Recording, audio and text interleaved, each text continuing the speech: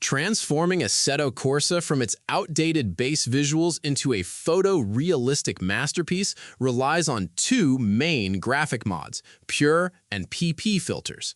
Think of Pure as the lighting engine that replaces the default sky, clouds, and sun illumination.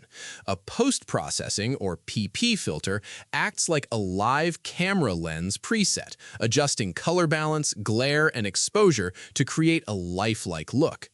To install Pure, open your downloaded Pure folder, simply drag and drop all the files into your main Assetto Corsa folder. Next, link Pure inside Content Manager.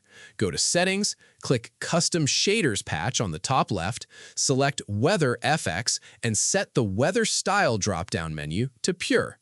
To add a custom PP filter like C13, Aegis, or Sky, simply drag and drop the filter zip file directly onto your Open Content Manager window, then click the Install button in the top right corner.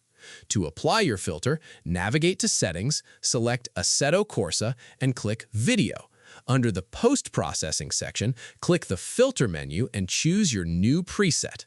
Subscribing helps out the channel, and enjoy your realistic graphics.